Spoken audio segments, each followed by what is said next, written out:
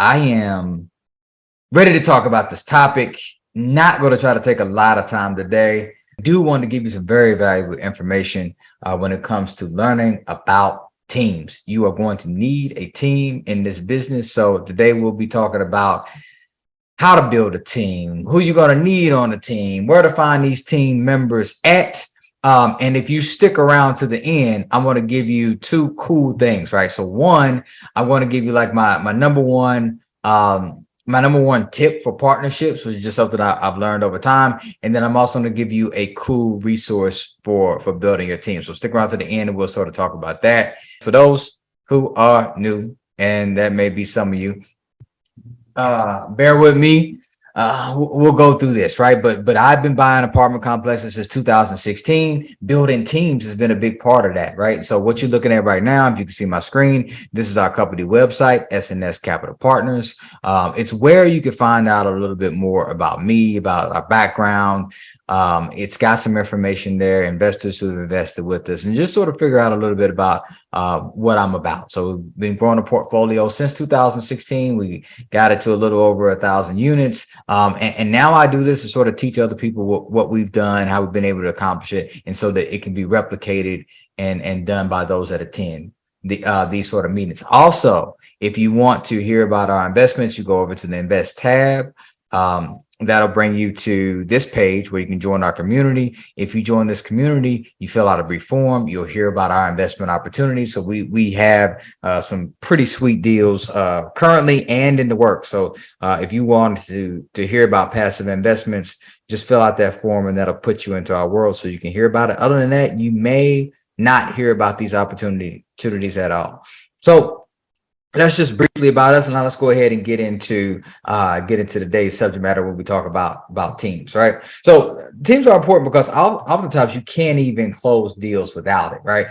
Some people they come to me and say, "Hey, I want to buy deals. I want to raise money," and you're going to go out and start talking to brokers and trying to make offers on $2 million deals, $5 million deals, $10 million deals, wherever that is. But if you don't have the right team in place, when they see you, you're going to look like you're new. You may look like a rookie. You may look like you haven't done any deals before. And that all leads to them not even allowing you to submit your offer or taking you serious enough. So like one of the first hurdles when it comes to buying apartments complexes is just where are the deals at? Because they're not advertised like residential real estate is, right? They're not posted everywhere. There's only a certain class of individuals that can show up and actually perform on a $5 million, $10 million, $40 million transaction. And so the brokers who have these deals only want to network with those types of people that they feel confident can close. So if you're brand new, how do you become one of those people? Right.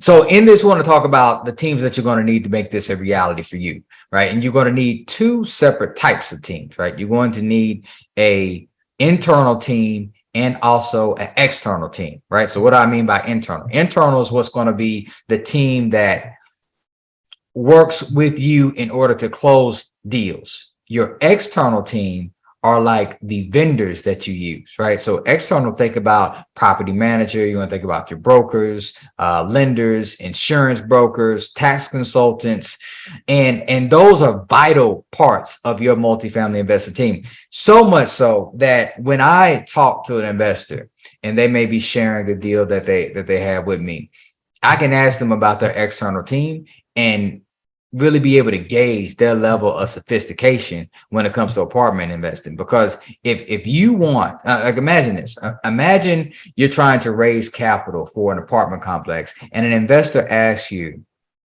who's your property manager? And you don't have one. Or they ask you, what's the loan terms on this deal, right? What's the debt look like? And you don't know the answer.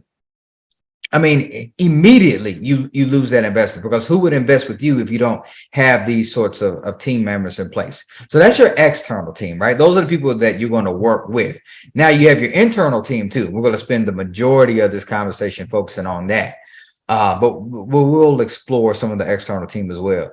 But your internal team, now that's who you're going to work with when it comes to actually owning and operating your portfolio as you build it. How does that team look? Who are they? Where do you find them? Right. I've seen this broken down into several positions, right? So like in SNS Capital Partners, I'm sort of like the visionary slash capital raiser. Like that's the role that I operate under now, even though at first it wasn't like that, right? You're also going to need someone. So one of the key team members is being someone who's out there talking about your investments, bringing new investors into your CRM, your database, whatever, and just focusing on that money piece. You're also going to need someone in acquisitions, and that's going to be the person that's going to do your underwriting, that's making offers on deals. And you're also going to need somebody in operations, right? And that's like after you have these deals, you're going to need someone to do the asset management, managing the property manager, making sure that you have proper communication with your investors, if you do have investors. So those are like the three main components of an internal team. And in the beginning, you may be all three of those, but you don't want to stay there, right? My first deal, first syndication deal, I did everything. I found the deal, I raised the capital, I did the due diligence, I was the operations, and I damn near drove myself crazy, right? Trying to do all these things at one time. It was way too much of a burden. And honestly, it didn't go well for me, right? I ended up having to bring in partners to help out. But once that happened, that's when this light bulb went off, and I realized like I never want to be the sole owner of a syndication deal again, right? I always want to have partners that can help out, that can bear the load with this. So over time, you sort of build this out. In the beginning, you may be doing, one or maybe even all three of these roles, but you definitely want to look for partnerships.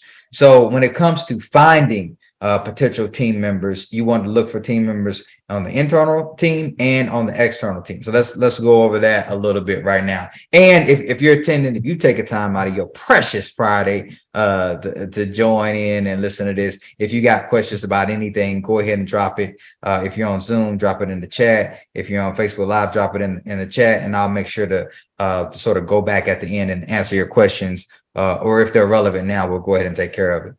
But when you want to find your potential team members, right? You basically, for the internal team, the ones that are going to help you take these deals down.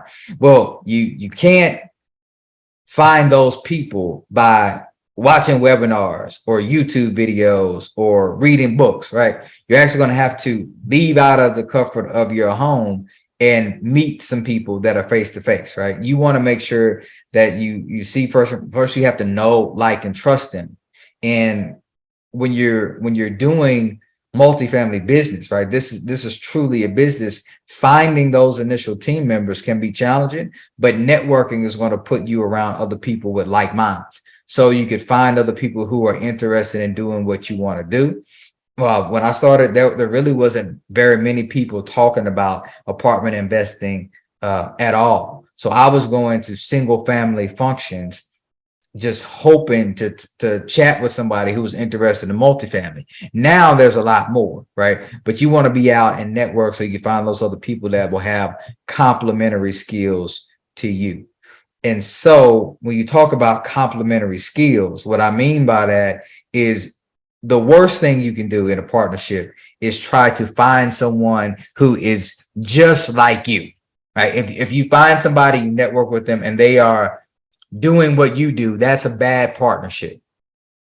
For instance, I can float, right? I can adapt and adjust and sort of wear multiple hats, but I've never worn the same hat in my business.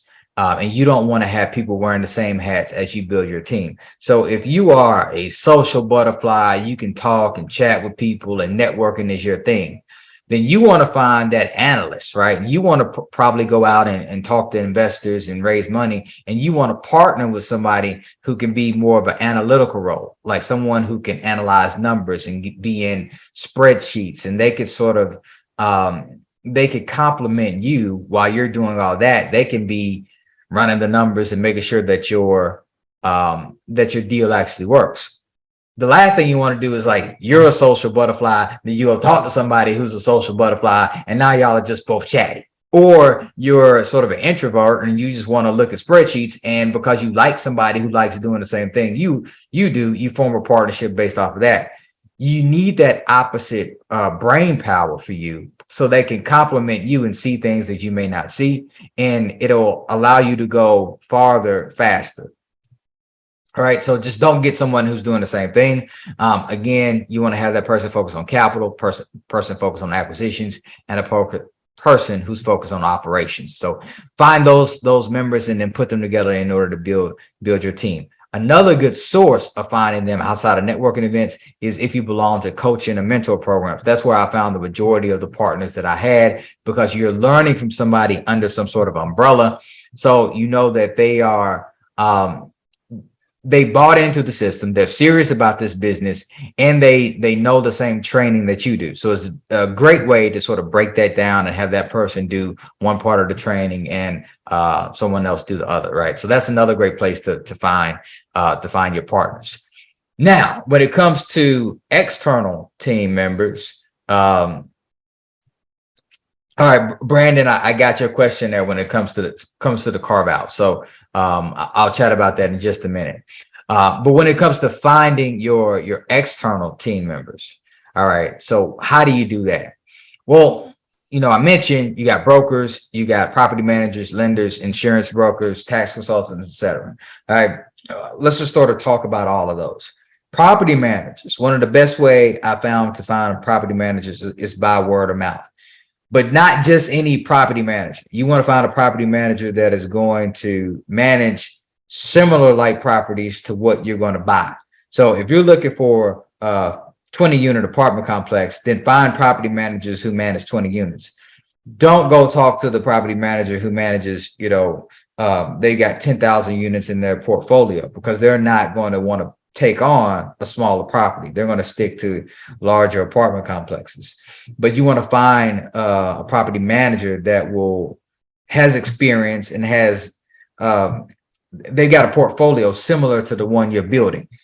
When you do that, it's just better, right? They're going to know a whole lot more information about your property, if they like it, if they don't like it. Another way you could find property managers and even insurance brokers and maybe even some consultants is through bigger pockets. And I like using what I call the rule of 5, right? Or you can call it a rule of 3, rule of 5, or whatever it is. But what I'll do is I'll go to bigger pockets, and let's just say I'm in the Atlanta area. I would say I'll go to Atlanta property managers, and I would go to biggerpockets.com, and in there, they got forum, they got threads of people who are talking about property managers in that market. And so where this rule of 5 comes in is that I want to look through all these posts and see what names keep coming up. And if I see the same name come up, 3 times or 4 times or 5 times, then that's a good hint. That's a hell of a clue that you may want to reach out to them, because they're probably good, right? So I would use that as your building up your external team. For your brokers, I use LoopNet and Crexy to find brokers. I did a whole training about how you can leverage that. If you're interested in it, just reach out to me. We'll get it to you. And then also you got Google, right? So don't want to just skip over that. You can also Google your area and tax consultants, right? That will bring up the local tax consultants in that area, and it will also give you some reviews there, so you can see if these people, if they're good or not. But you want to have all these people as part of your team, because you're making offers. Even right now, what we do, we never make an offer based off of what I think, or based off of what even my head director of acquisitions thinks, right? We don't make offers based off of that. We make offers over what the experts think, right? So we start off with assumptions. And there's so many people right now that just throw you out a underwriting spreadsheet and say, hey, use this to go buy a deal, right? Well, okay, how good is your assumption, especially if you're new, right? You can throw out something loosely, but you don't really know. So finding these people to be part of your team, they're going to confirm those assumptions. That way, when you talk to that investor and they say, well, why are your rents like this? You can say, my property manager who manages another property in the same area, across the street, around the block, is achieving these rents, and they say I can get these rents. When you say, why did you put in 80% loan to value? You can say, well, the lender that I talked to that's done, hundreds of loans in this market told me I could get 80% leverage. You get what I'm saying? Same thing with your insurance, same thing with your taxes. So make sure that you build that team up, right? In order to do it. So Brandon asked, very good question, right? So how do you determine your carve out for investors? Do you stick with a 30-70 split, or does it vary deal to deal? That answer is it does vary, right?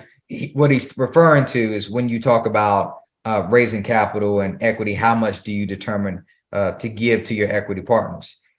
You may do 50-50 on a deal, depending on who your equity partner is and how strong your deal is. The goal, if it is as you're beginning, is that investors come first, right? They are the capital driving, fueling your business. So if you can make your investors happy and give them great returns while you keep 50% of the deal, then do it at 50%. But if your investors can only be happy at maybe 80%, then you may do an 80-20 split, right? So hopefully that answers your question. Okay, so let's keep moving along. I saw that question. I'll come back to that in just a second. So again, harping on teams, internal teams and external teams, those are going to be big for you. Make sure that you have the complementary skill sets, right? So you want to make sure that you're looking at someone who can do the things that you don't necessarily do well. And then you want to sort of talk about how to manage the team once you have it. Now, this is definitely on the internal side. You want to use established professionals for your external team, but your internal team may be somebody who you just met at a conference, or like you met at a meetup, or even maybe you did it virtually, like through a networking event or something like that.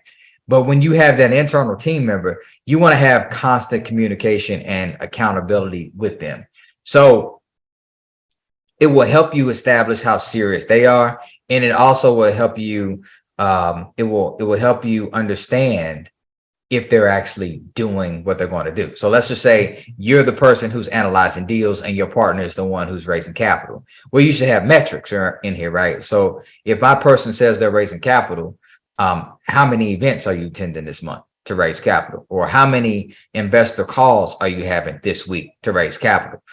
What's the plan there? And if your team members is, if they are underwriting deals, how many deals are you underwriting this week or this month, right? So having that communication and accountability is going to make sure that you have a partner that is truly serious about the business, and it allows you to have more interaction so you can sort of know each other, right?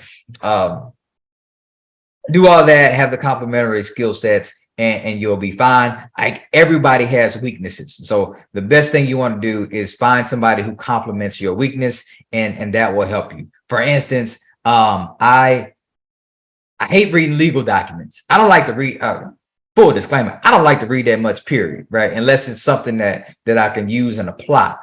But I despise having to read legal documents. As soon as you start saying words like hence and whither to and notwithstanding and all that type of legal jargon, my mind just shuts off. No, I'll do it, right? I'll force myself to do it, but I mean, I'm sucking down coffee and breaking it up. I mean, it's torture.